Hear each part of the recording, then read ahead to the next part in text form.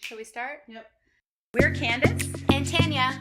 We're sisters, we're moms, we're wives. and we're from the True North, strong and free. And we're letting you in on our real life experiences, struggles, weirdness, finding the funny in the random every day. And those moments that make you shake your head. We all have them. Those moments that make you say, honest to God. Honest to God!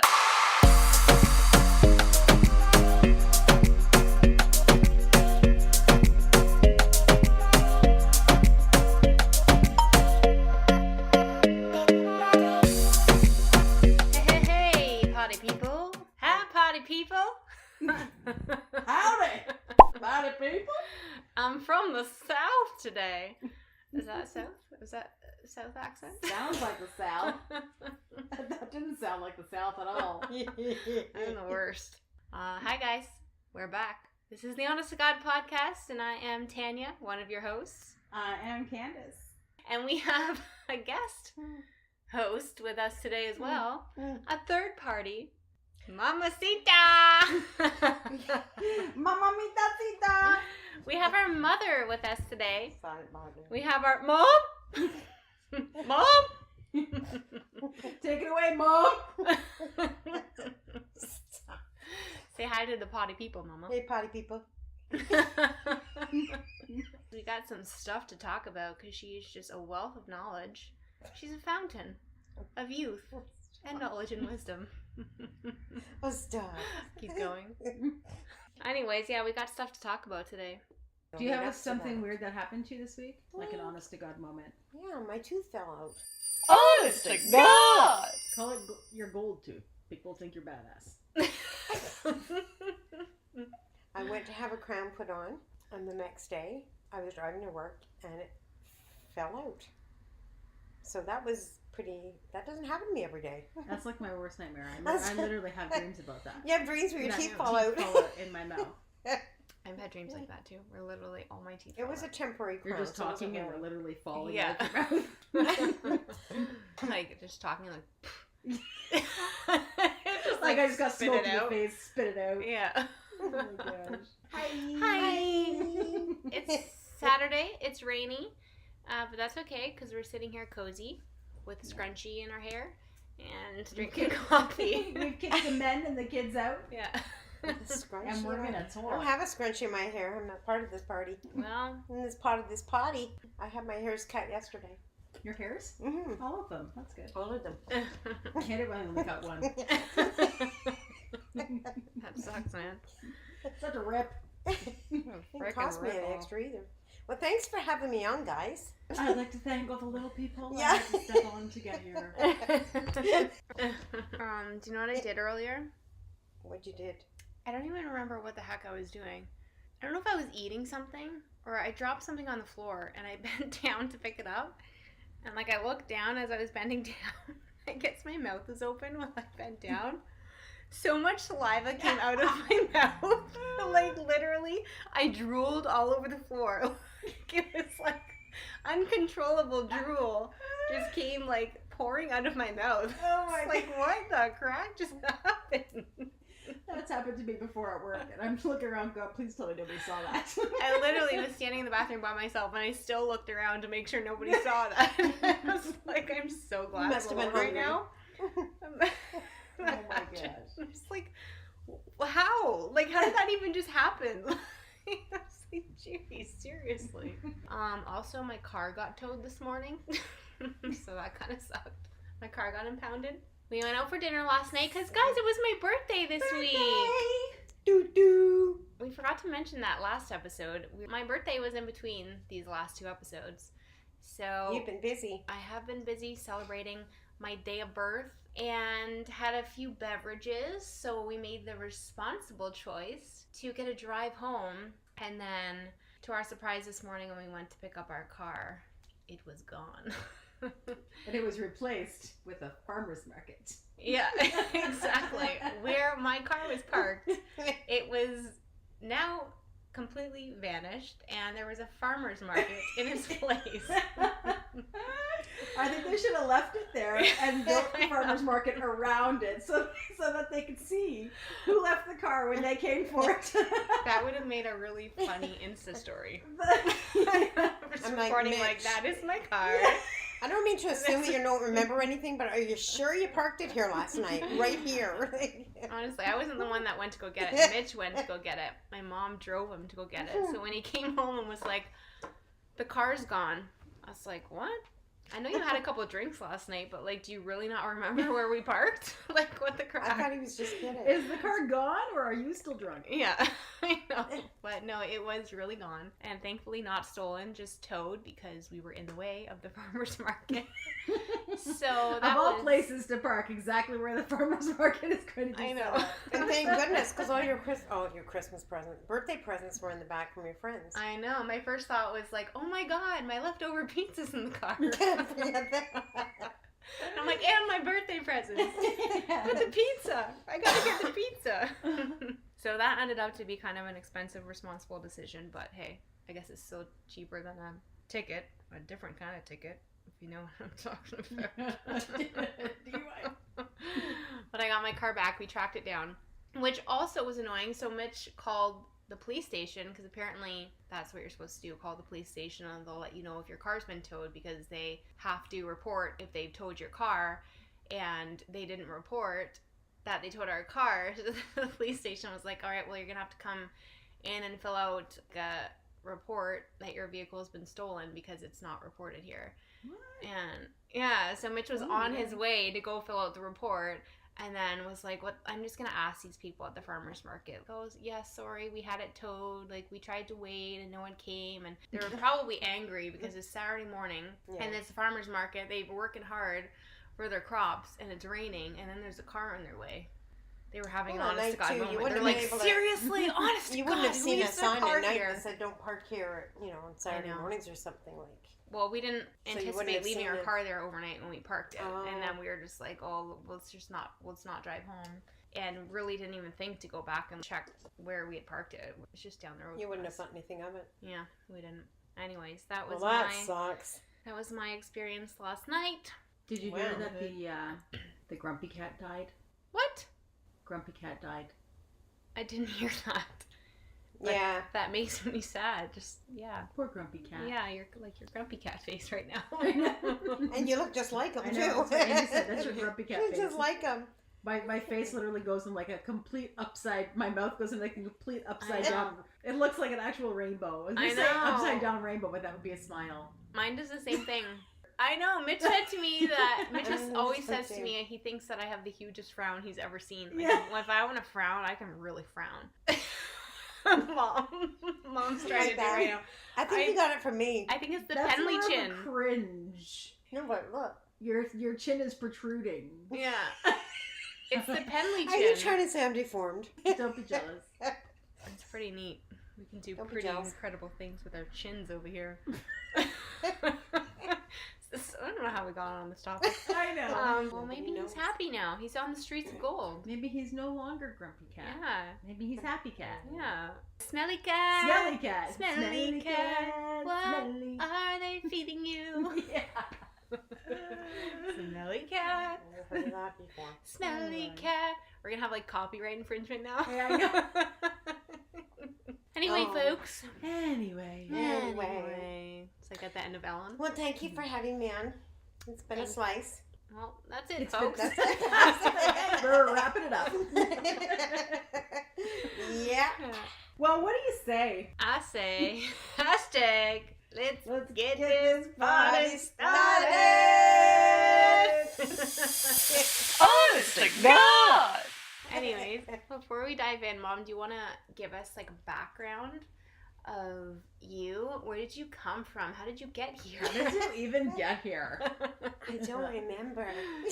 Mom has a background in a whole bunch of stuff because, like I said, she's just a waterfall of wealth and information. Stop.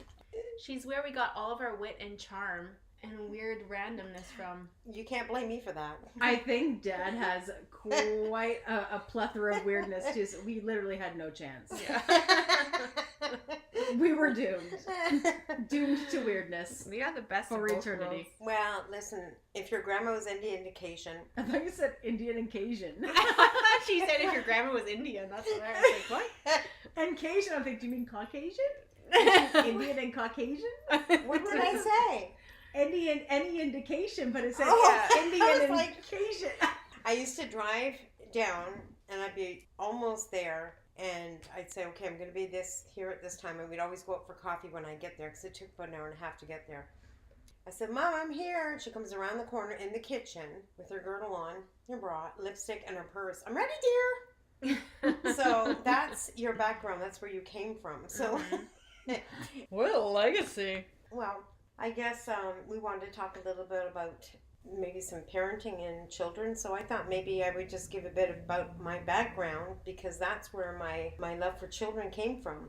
Was pretty much my own experience. Grandpa was in the Air Force, and Grandma had 5 little kids at home, and I was the youngest. So by the time I was born, I think Mom was 36. I pretty much, what I know is from what Aunt Carol told me, but that Mom was pretty stressed out, and I guess 5 young kids at home That's a lot. by yourself, and he was gone a lot in the Air Force those days, so it must have been very stressful, and everybody was young. So I kind of remember feeling kind of invisible, I guess, a bit as things went on and you get older. And so by the time things kind of got really hard, about the time I was 12 and 13, and a lot of times it's about that age, just entering the tween years, where a lot of stuff happens in families, and it just seems that to be the way, and that's the way it was with us too. And I just realized that there was a lot of things that I didn't feel confident in, and I didn't really think it was normal, and I kind of saw similarities with my sisters. And so I decided to look into it a bit more, and I just realized that my dad wasn't around a lot, and that really had an impact on my life. And I think that had a lot to do with my confidence as well. So, because I don't really remember him being around a lot when I was little. He was always flying, and now, I just consider myself, any of the different things that I've done, I just consider myself an advocate of children. And I kind of have a sense of how children feel on the inside, and I feel that that's one of the real strong giftings that I've got, is try to identify with children and how they feel, and try to make them feel valued. Of all the things that I've done going into my ECE when I was in my early 30s, put me in that direction. Having a good relationship with my grandkids is important. Having a good relationship with my kids is important, and letting them know that I'm here for them. I love that. You are always here. Yeah, it's very important to me. I think that it's really important to be accessible to children, and not to be so much always, I consider myself teacher first, counselor second, and I kind of did it maybe somewhat backwards, but I have to kind of, because the teacher part of me is so natural, I have to be careful to really listen. And I really think that that's something that we as adults have a really hard time doing with children, is listening first, and then offering them what they need to hear, or the guidance that they need, but also owning their feelings, whether they're right or they're wrong. That's how they feel. It's about them and how they feel, and to just kind of answer those feelings. And then once our feelings are answered, then we can kind of feed into them, and then they'll hear what you're trying to say. So Mom has a background in early childhood education. I really wanted children to know that Jesus loves them, and that they're valued, and that they're loved. And so I ended up working in a daycare for about 4 years. Gosh, that's a long time ago. My goodness. Yeah. Anyways, but one of the things was just really listening to the kids and let them feel understood, and was so important. And I really felt that I made a big impact with kids. And in some ways, I kind of regret some of the things that I've done in that way, that I kind of, not regret what I've done since, but that I didn't kind of keep my hand in that way. Pulling right out of the childcare aspect was kind of pulled me away from something that I feel that I really can tap into, that I'm good at, and making children feel valued. I kind of wish that I had stuck with that, but hey. And since then, you pursued a master's in Christian counseling, correct? Yes, we did.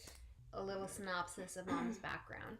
Yeah, So, I but did you've some- stepped away from counseling a little bit for the Yeah, moment. I did counseling for a while, and I just Sure. kind of, counseling is very satisfying, and it's in the way you really feel like you are making an impact, you are making a difference. And the most awesome thing is when people have a different perspective of something that they came in thinking about, or they can grasp something different or a different understanding, and that's really rewarding to be able to help people to get from here to here on their own, and to see that with just a little bit of guidance. I kind of see myself as a facilitator that way, you know, because people have it in them, they just don't understand sometimes. And I really wanted to do it in a different platform. I wanted to do it in a different aspect. I wanted to reach more people at once rather than just one-on-one. So I've decided to close down the counseling practice that I had, and I'm pursuing a different avenue right now. I'm trying to retire so that I can start another career, and I want to write curriculum and e-courses for women, and for parenting, and for value. You know, I really have a love for children and also for women. I just feel that women get stuck in this comparison thing, and this perfectionism, and this martyrdom thing, and this whole, you know, putting ourselves last is it's what we tend to do as women. And I want to tap into that a little bit more in my blog, and got a few different interests and different niches that I want to go into. But I want to write courses now so I can reach more people at once. So that's kind of the direction I'm going. Well, that's even like huge nowadays, especially with social media. You know what I Oh mean? my It's goodness. all like comparison. How can you help but Yeah, I mean, 'cause it's just people only are on natural too, right? Like social media all the time, Yeah. and people only post on social media the best of everything, yeah, exactly. the best of their lives, Yeah. right? Yeah. They're not posting the 57 photos they took before that one perfect one that they just happened to snap in that split second. I mean, Or filtered the crap out of it. yeah, exactly. I mean, I'm guilty of it too. We always take the best photo. We're not going to friggin' post our worst photo, but it's just only natural. So I think those topics are super important nowadays, especially. Yeah, and I think that, you know, whether it's children or whether it's women, you know, we get a lot of a sense of our identity from our childhood, from the people around us that feed into us. And they say that, you know, I've heard it said before, there's about 5 people, major primary people in a child's life that, you know, feed into how others view you, what you think of the world around you, what you think of other people, what you think of God, and you get your sense of yourself through those primary people or primary caregivers. And they say that by the time a child's around the age of 5, they pretty much have a sense of who they are and their own value. You know, when you think about it, you know, like our lives fluctuate every day, and a lot of the times, you know, children are there, and if we've had a bad day, it's very easy to push a child aside, or, you know, later, or not give them that time. And children don't have any control in their children. They have to go with the flow. They have to adapt. And, you know, people say, oh, children are young, they're adaptable. Sure, they are, but they have to be. But they don't know how to cope with everything. A lot of times they just put things aside, and they just go with what they have to do, because they don't have a choice as children. Internalize it and make sense of it as best they know how. And as women or whatever, like as people, as adults, that doesn't go away. We just learn how to cope with it. And we look to, if we grow up that way, we tend to look for that value through other people, or through relationships, or, you know, through food, or for all a myriad of different ways.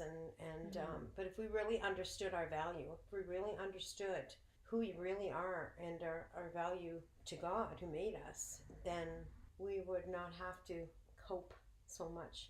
A lot of the stuff would fall away, and that's kind of what I want to work with women and with children, and with some of the courses. So I guess for talking about kids and dealing with their behaviors and things like that, I guess it's important to be able to see that their behavior is a reflection of something they've internalized, or something that they're trying to cope with, and not just dealing with their behavior as just the behavior, but of course addressing the behavior, but then going deeper of what's causing this.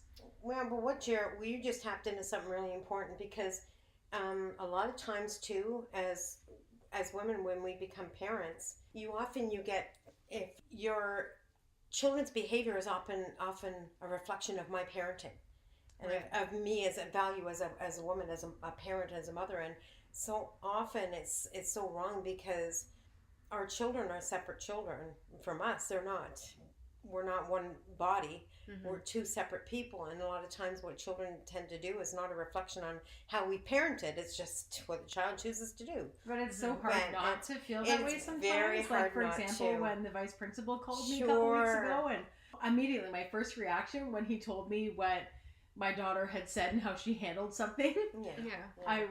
my first reaction was immediately to be like, I'm so sorry. She was not raised that way. Yeah. You know, like, it was, Yeah, my first yeah. reaction was like, this isn't normal in our house. And like, Yeah. you know, it will be dealt with, and I'm sorry. But yeah, and it's like sometimes we tend to, I think if we, sometimes we tend to get our value by how other people view us, and it's very hard. Sometimes we can kind of get a sense of our own value through how our children behave. And we can kind of make it the same thing, and it's not. And I think that's something that we actually have to purpose to be aware of. And this is not a reflection on me. This is not a reflection on my value. This isn't about me. This is about my child. And and I think sometimes we have to make that distinction, and it is hard. It's very hard. I think we naturally gravitate towards that, and then with the parenting like children, I really feel that if you look beyond the behavior to what's driving the behavior, you will fix the problem. 9 times out of 10, it's something that's not being addressed. It's a hurt issue. It's an anger issue. It's they're not feeling that they're being heard. Right. They're not feeling that they're being understood. And if you can stop and not take so much of a look at the behavior, but look behind it, what's going on? What's driving this behavior? What is this child trying to say? Because we have to understand, children often can't articulate what they're feeling. They often don't even know how to put into words what they're feeling. We kind of have to guide them and know how to ask the right questions to get them to explain to us just how does that make you feel, or what's happening, how are you feeling right now, and what do you think we should do about that, or what would you like to do about that, or what would you like to see, and then we can kind of get to the root of things. But sometimes we tend to want to address what's coming at us and diffuse that, and I think we kind of do it a little too quickly, and we don't really solve the problem. And I don't think that's the intent. But I think that's something I'm very passionate about. I'm a true advocate for children, because I kind of felt invisible growing up, so I have a passion for that. And I think that we have to really look at it. Do we want connection, or do we want compliance? What is my end result here? Sometimes I just want compliance.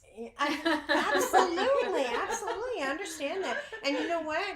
And it's hard. It's hard. Like, and oftentimes you'll find, like, people will often find that at the end of the day, they come home, they're tired, the kids are tired, everybody's, kids have had to sit for 8 hours, or parents have had to, go to work, and everybody's days are busy. And I always say, like, if you can at all possible, if you can, this just feeds value into your children so much. It's such a powerful thing, and it doesn't take a lot of time.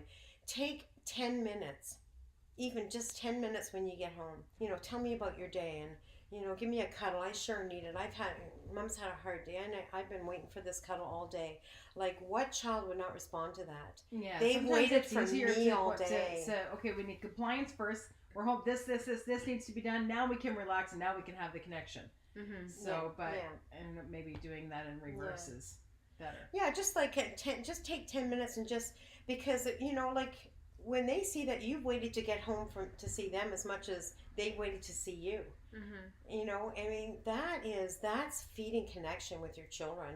That makes you, they understand how valuable they are to you. And they understand that you're there for them.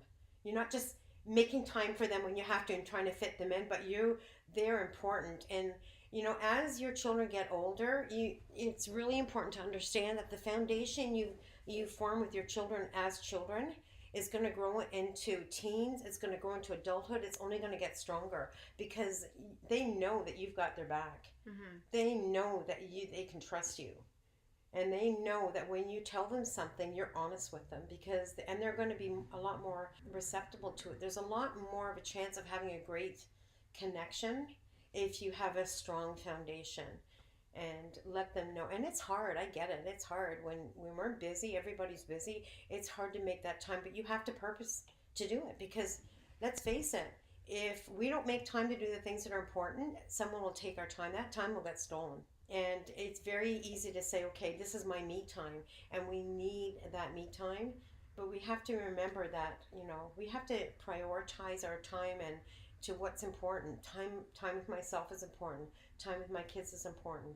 Time with my spouse is important. Like, I can't just be mom and dad all the time. I need to be a wife to my husband. I need to be a husband to my wife. We, or our particular important other who in our lives. Like, we can't just be parent all the time. We have to take that time, and feeding time with our children is really, really important to do that. That's something that I must say I think Mitch is really good at. When he comes home, he is just like straight to Ivy.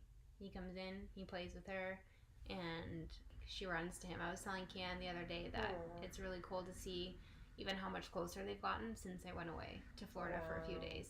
Like, they've always been super close, but they're like next level close now. Well, look at her this morning when he was going out the door with me. She was lost it. I know, every time he leaves now, she like loses her mind. She gets so upset, but I love it. really when I cool. see a father in a park with a little girl or something with his, he's walking or pushing a stroller, I think, like, I just love it because it's such that, I know that not having, and so many of us can relate to not having both parents around a lot, and it's I just love to see dad spending time with the little girls. And so me saying I just kind of want compliance sometimes doesn't mean I don't also want connection.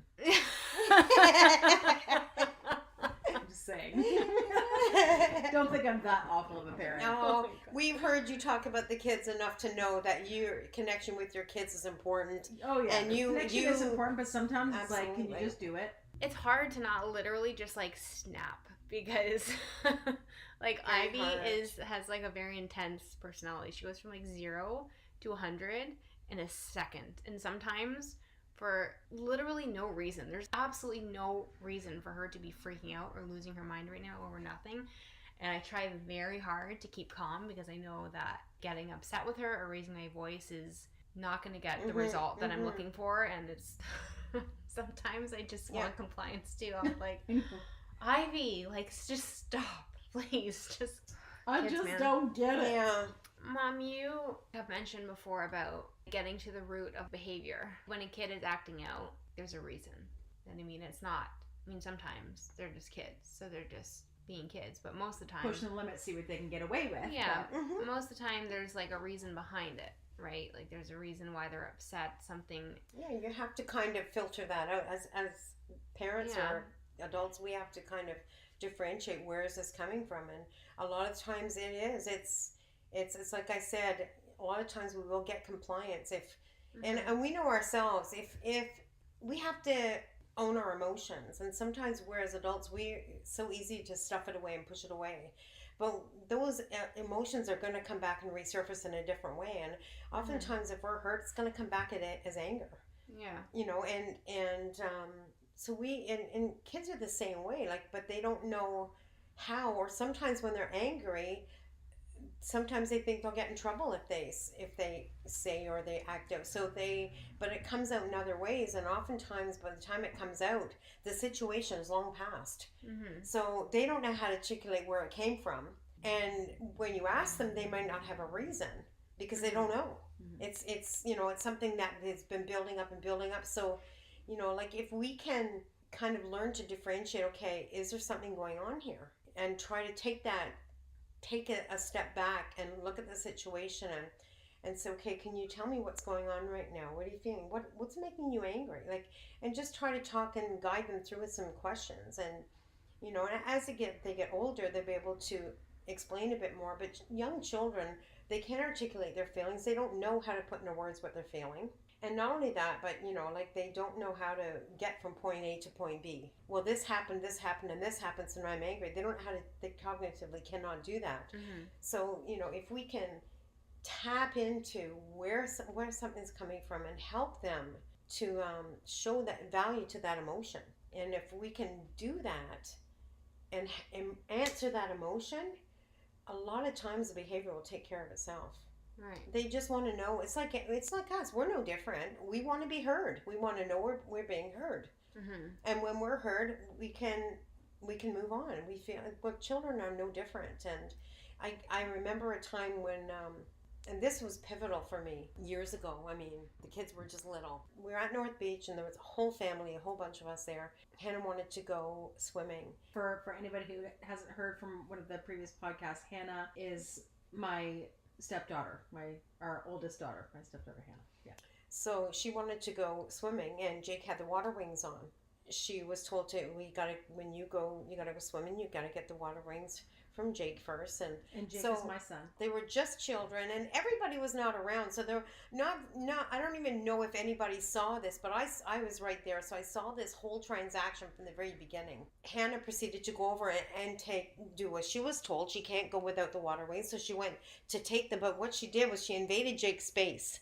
She didn't ask him, or like she was being a child. She was a child. Mm-hmm. She went over and took them, and she was doing what she was told to do. She wanted to go swimming. She can't go swimming without the water wings, so she went to get the water wings. Yeah. Well, Jake right away was just in reaction mode. She was in his personal space, taking off what he had on. Meanwhile, the thing is dry on his arm, so she's ripping his arm off at the same time. But he was really upset. Like, he was really upset. And Hannah wasn't trying to be mean, and they were both very little. So, and at that time, everybody could hear Jake screaming, and what looks like, and me coming looking in, I would have thought the same thing, but like I said, I was there. I saw it from the beginning. Everybody's coming, Jake, just let her, she wants to go swimming, give them, and we're starting to get upset with Jake, but I could see that he just did not know what was going on. Mm-hmm. He had no idea. All of a sudden, she just came over, started to take him off. He's ripping his arm off with it, and he's really upset. So I just went in. I got down on my knee to his level, at eye level, and I just talked to him for a minute. And I said, you know what, honey? Hannah just wants to go swimming, and she can't go swimming without the water wings, and you just got out. So would it be okay if Hannah uses the water wings? Well, he was fine. That's all he needed. He just needed to know this is what was happening, and she wasn't just being mean. And once he understood that, he took them off. She got them. She went to go swimming. Well, I had been walking away right after that. I started walking down the beach, and you, Candace, you called me. And I turned around, and she said, Jake's calling you. Jake's calling you. And I turned around, and I will never forget this. This is the first time I'm actually going to say this and not want to cry, because it's still fresh to this day, because it taught me something so powerful. I turned around to look at him, and I said, what, buddy? And he was like still trying not to sob. He was trying to calm down, and he's like, thank you, grandma. Like he was so upset, because all he needed to talk to me, he needed his emotions answered. He just needed to be listened to, and not to just react to what he was, just comply and give the water wings. Exactly. Yeah. He just, he wasn't trying to be defined. He wasn't trying to not to be mean or just to be wanted disobedient. The fact that he mattered. Exactly. And his feelings of not understand why is somebody taking something from me mattered. He was just valuable enough to explain why this was happening. Exactly.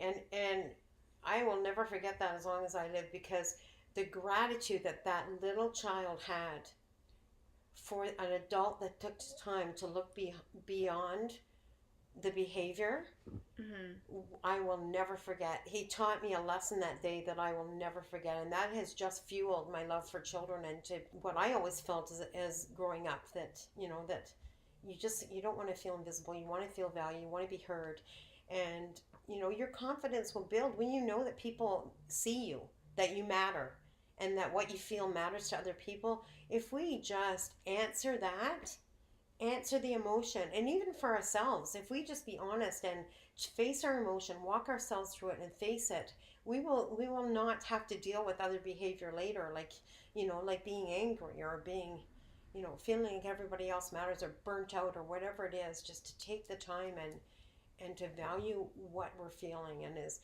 for children, I think it's just really, really important to do that. And it's changed my life. He taught me a great lesson that day, and just the gratitude that little boy had, and he was very young. Little sweetie.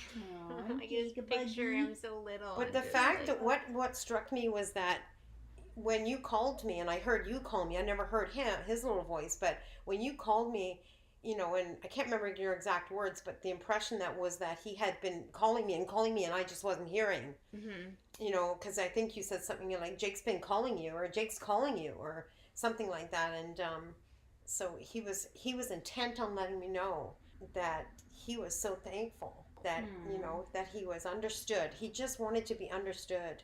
And I think that's all we need, to just take the time to listen and ask the questions, because they don't know how to tell us. You have to ask the questions, kind of pull it out of them and see if there is anything. Sometimes if they just are testing the limits, they want to know, how far can I go? And even then, that's a whole other issue. Like sometimes, they do want to know. As they get older, kids will want to try to push the limits, but that's their autonomy. They're learning to be who they are apart from mom and dad. And as they get older, they're going to push the limit. That's not always defiance. We as parents, we tend to see that as defiance, but it's not. They're pushing to see their own maturity, to see their separate identity from us. And they're growing, and as they're growing, they're changing, and they're also going to see how far they can push things and how far they can. But that's part of them growing up and being separate from you. So if we can see that for what it is, and we still have to address the behavior. I'm not saying ignore the behavior, but if we cannot just see it as being disobedience or wanting to start something, but this child is trying to break away from me, which is what I want. I want my children to grow. I want them to be dependent or independent, and trying to nurture that and see it in that way and address it, and but we can have an understanding of, like for example, if we have a child who's strong-willed, we can look at that and say, oh my gosh, there's an argument everywhere I turn. Can we just have peace? But you know what, if you look at it another way, there's such a gift in that. Like that child is going to be a leader. You don't have to, that child's not going to be a follower. They got to be, just channel it in the right direction. And if we can help to guide that and let them know that what you're seeing is good, and exemplify that and pull it out of them, and just champion that in them. Champion that in them, but also guide them when, remind them, you're a leader, you have these strong things. What's going on now? Because I see you doing something that you normally wouldn't do. Like, what's happening? Why are you feeling to do this? Like, because they know that this is not who I really am. Having a strong-willed child is very difficult, but it's also a gift of their personality that is really a great and wonderful thing. And if we can kind of look at it like, when you guys were growing up, it was like, okay, it's just a stage. It's just a stage. The next thing would come, it's just a stage. It's just a stage. But you know what? In that, I think I kind of wished a lot of those years away. And it kind of, in retrospect, now you guys are women with your own families, but I kind of look back and I think I kind of wished a lot of those years away, and I lost a lot. I didn't see and value things at that time that I could have seen differently, that kind of would have probably given me a little more patience had I seen that these are real giftings that they have. Right. This is part of the personality that I need to show them, that they can champion, and show them that this is a wonderful thing I'm seeing. But just guide it in the right direction, because if it's channeled in the right way, it's such an asset to themselves and to people around them. Two things I think that can be very frustrating for a strong-willed child is they feel like they can't just say whatever they want out of frustration and anger like an adult can.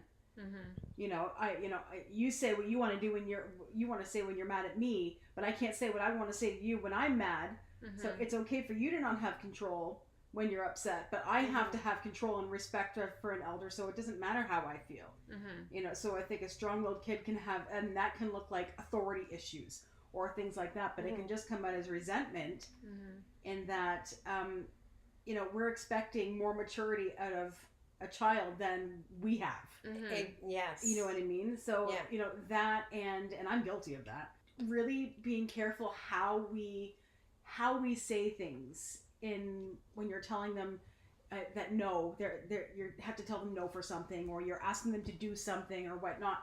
How you communicate it. If you're saying it with the tone of, I'm telling you to because I can, Mm-hmm. Like, I am the parent, I'm in charge, and you have to do what I say. That's not going to go over well with a strong-willed child. Mm-hmm. There's ways to get things, and you're just going to build resentment in them. Exactly. Because they're going to be like, what, you're just, because you're the boss of me, you can treat me however you want, and I don't matter. You're bossing me. You know what I mean? Like, but it can come, that can build and be perceived as, oh, that kid has authority issues, or, you know, and it could be just be that, you know, they're just feeling like they don't matter. You matter more than they do. And I was one of those strong-willed child, so I'm kind of and I think my kids are strong-willed kids, so I can see sometimes when they get frustrated, I can immediately recognize them, like, I get it, I understand, I blew it, I can see where they're coming from, because I know exactly how they felt, because I felt the same way, you know, so I'm totally guilty for that, but I'm happy that I can at least see into that, and I kind of get it.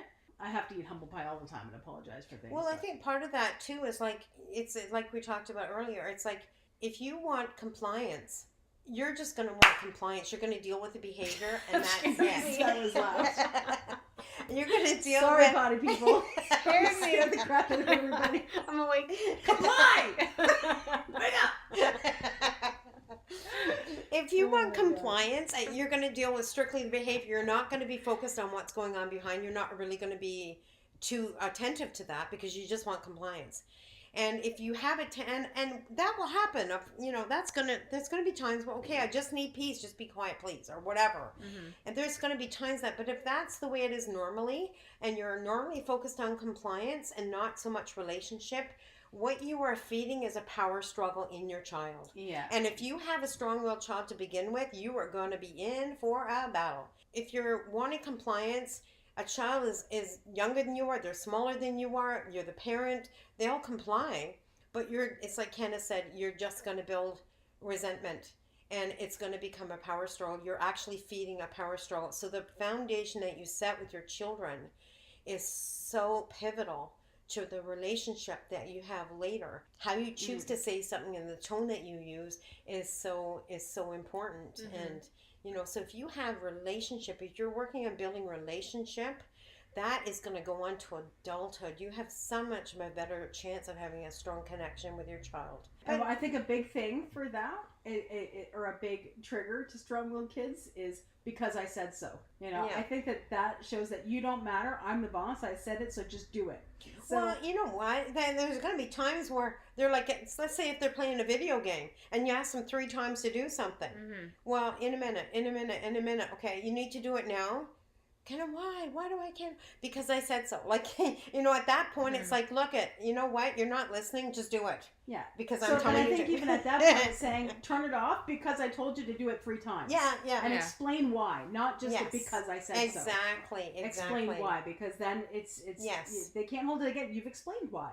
Yeah. It's not just because I said so, and because I'm the boss and I can, and I'm an adult, and you're my own little person I can boss around. Yeah. You know what I mean? Well, it feeds a strong kid will think like that. It feeds a sense of security when we're focused on what's going on behind the scenes, and when we're focused on relationship like that, feeds strong security. And even, like, I remember, Tanya, when you were really little, like, you would want to know what was going on. Like, I would have to say, okay, you know, we're going to go here, and then Mom's going to go here, and then I'm going to pick you up at this time, and then after this we're going here. And once you knew what was going on, you were fine. Yeah, you had to know, and I recognize that. Like, your security, you needed that security to know what was going to happen to me. What's happening to me? Where am I going? And who's going to take care of me? Who's going to pick me up? When you knew what was happening in your life to you, because your life was, you know, what was happening to you was your whole life. Right. That's what you as a child were focused on. So when you knew what was happening, and so I took the time to explain, okay, this is what we're going to do in this, you were fine. You were fine with whatever we did, as long as you had that laid out. And that, you know, and so it wasn't just like, okay, we're going here and we're going to do this, and don't worry about it. You know, you don't need to know. Just know that somebody's going to pick you up. Like, that's not enough for some kids. For some it is, but for you it wasn't. So I did the same, like you were saying, Ken. It's just like, kind of walk through things, and every child's different, Like, that's something that I've been thinking of. Discipline you different ways. Wanting to try and do with Ivy, because she gets upset over, to me, the littlest things, or I don't even understand why sometimes. Like, she doesn't want to put clothes on if she's not wearing clothes. If she's wearing clothes, she doesn't want to take them off. If she's not wearing a diaper, she doesn't want to put a diaper on. If she has one on, she doesn't want to take it off, or whatever. And some days she's totally fine with getting dressed. Other days it's like World War III, just trying to get anything on her or get her shoes on. And other days she's begging me to put her shoes on, and then some days she's screaming bloody murder when you're trying to put her shoes on. So, but it's hard for her because she doesn't have a plethora of language yet, and I try to like explain to her, like this morning she wanted to go outside and wanted to put her boots on but didn't want to put her socks on. So I put her socks on her because she was busy doing something else and wasn't really paying attention. But then when she realized that she had her socks on, she started freaking out and like tore them off her feet, and then ran to the door and wanted to put her boots on. And, well, honey, you have to put your socks on before you can put your boots on. And she's like, no, running and hiding in the kitchen because she didn't want to put her socks on. Freaking hell again. Like, what crap, man? Like, just constant. So I just calmly trying to explain to her, like, honey, you want to go in the car? Then we need to put your socks on so that we can put your boots on. And she's like, no. I'm like, okay, honey, we need to put your socks on first, and then second, we put your shoes on. And it took a few times, but I felt like she finally started to come around. 1, socks on. 2, boots on. Like, trying to explain to her. Yeah. And she did start to calm down, but honestly, oftentimes she doesn't. It's like when she gets upset, she's just upset, and there's no trying she's to not reason with anymore. her. She doesn't ever, she doesn't listen. But actually a friend a while ago had said to me that she did this with her little boy and found that it worked, and so I want to try it with Ivy, but I haven't yet. She drew out his schedule for the day in pictures, and they would have it on the wall. Look, there's a picture of eating breakfast. We do this first, and then we put our clothes on. So I've been thinking of maybe doing that with her and making it a chart of her day, like on a Bristol board. Like, okay, this is what we do. Like, we wake up, we have our bottle, we eat, and then we change diaper, and then we put clothes on, and we put shoes on, and then maybe if she can see it, we're going in order, and there's the car. I want to go in the car, but we got to do these things first. Okay, yeah, I want to get to there. I want to get to the car, or I want to get to the playground. So how, like, this is all the steps we got to do to get there. Another thing to do is you could do that, make the chart up, but have pictures of each thing and draw them and maybe laminate them and put a Velcro strip on the back. And when she's done it, she can put a sticker on it. Or she can put it up on that, Velcro, and put it up on in the square and say, okay, well, the next thing is what's in the next picture, and then she can put that and just have the picture on the underneath, flat on the board, and then put the Velcro on top so it matches on top. So when she's done it, now we've done this, and what's the next one? Look at the next one is our socks. And another thing to do is if she's a strong-willed child, she might want to have a part in like what she wears. That's been helping lately too. So even like the night before, you can say, okay, what are we going to wear tomorrow? Okay, let's get our clothes ready, or that morning, but it's even the day before, and then you lay them out. Okay, diaper, socks, pants, shirt, and all that, and then saying, or you could even say, okay, you want to wear this one tomorrow or this one? So she has a choice. Yeah, I did start doing that. Yeah, and some days it's just like, no, there's no reason. There's no rhyme or reason. She just doesn't want to do anything. As she gets older, but some days it does work well. I'm like, okay, because right now she has an issue with putting pants on. She's discovered dresses, and she just wants to wear dresses. Aww. But sometimes she's just throwing a tantrum about her shoes because they're not the ones she wants to wear. Yeah. Well, I know sometimes they don't have a choice. There isn't. It's like you said to her last night, like, you know, this is not negotiable. This is like, and another thing too with a strong-willed child is when it's something that isn't a choice, we tend to say, okay, do you want to do this now? When we know that it isn't a yes or no, it's something they have to do.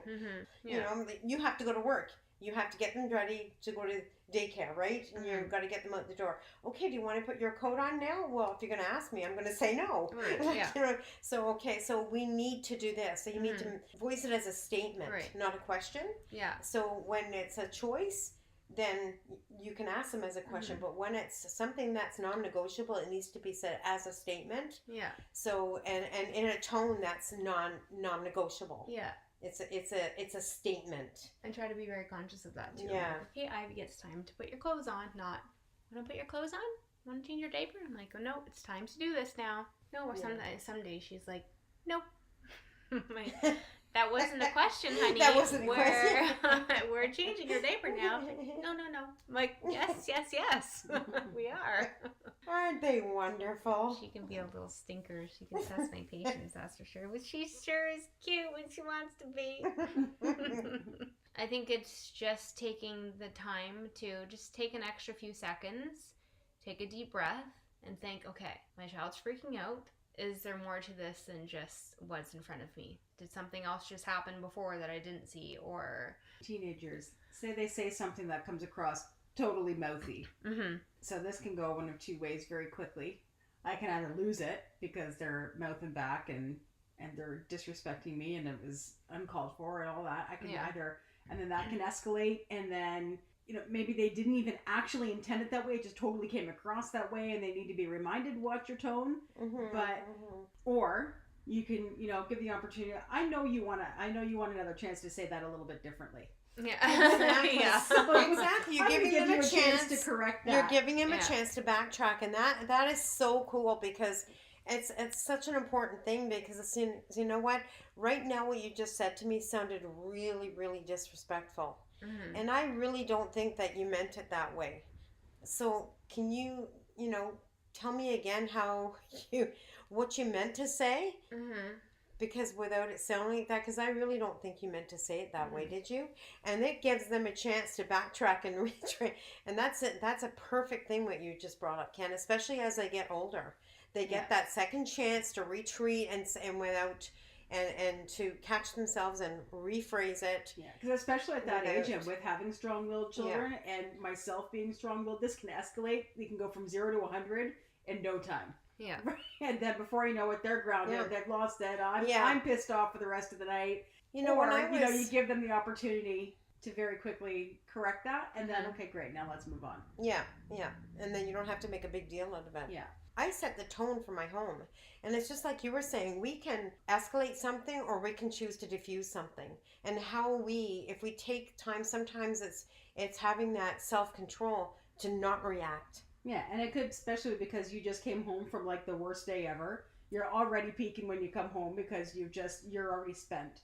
Like you have no patience left already by the time you get home, and then your kids didn't ask for that. It's not they end up getting, instead of getting the best of you, they get what's left of you by the time you get home. Mm-hmm. And most of the time, it's not very much. You've had the worst day, and then that kid goes and says something smart ass to you, and you're just like, okay, enough. Yeah. And that's the last straw. But really, it's just, things just can escalate so quickly because in that moment, we're not able to see past it and see it for what it just in this situation, not as a buildup of everything else that's happened that day or. Yeah.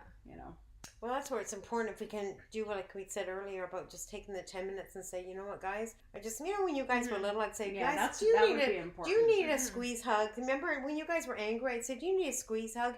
Because you know what? So much, as silly as it sounds, it works. It squeezes I said, let's just squeeze the anger out. Let's just, and it works. Like it's such a, and I would say to you guys often, you look like you need a squeeze hug. Come here. Mm-hmm.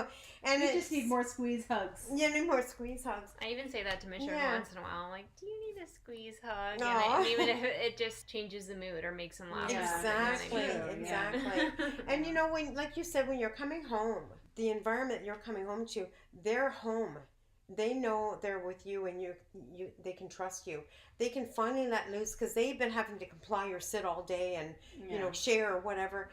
You're there now. They can be themselves with you, and if you can look at it sometimes that way, especially when they're younger, these are my kids. They're happy to be home. They can be themselves, and sometimes you might get the worst of them because they can trust you with it. Yeah. Mm-hmm. So that's always the way. Yeah. Yes. So. Well, thank you for having me on. This has been wonderful. We could go on forever. Seriously. Well, I don't know. I mean, I think we could go on forever, but why don't we slap a big ass bow on it? Yeah. We'll be back with Ma on other episodes as well, but we're super pumped to have you here today, Mom. Thanks for joining us. Thanks, Arachki. Mom, thanks for joining us. It's been fun. Yeah, just full circle, man. Just give each other a squeeze hug, you know, and call it a day. Yeah. Hopefully some of our potty people can relate to some of these struggles. Yeah. And if you do, if anybody is listening, if anybody's listening, I sure hope for your sakes they are. That would be awkward. Anyway, but if you do the squeeze hug thing and you find that it works, we'd love to hear about it. Yeah. That would be so cool. Yeah, speaking of, don't forget to let us know you're listening by taking a photo of whatever you're doing or just taking a screenshot of you listening. We want to connect with you and we want to say hi. So Tag Show us us Yeah. your ear. at Honest to God Podcast on Instagram. you'll find us there. Honest So- God. Good job, Mom. That was a Thanks. solid effort. Thanks. All right, potty peeps, if you like what you hear, Tell your friends, tell your family, tell your people that we here. Don't forget to rate, review, and subscribe on Apple Podcasts or wherever you listen yeah. to your podcasts. All right, you'll be hearing from us. I love Until my next girls. time, we'll talk to you next time. We'll be here, Yeah. and you'll be there. Honest to Y'all come God. back now, you hear? Keep your lobes perked. Percolating lobes. Bye. Bye.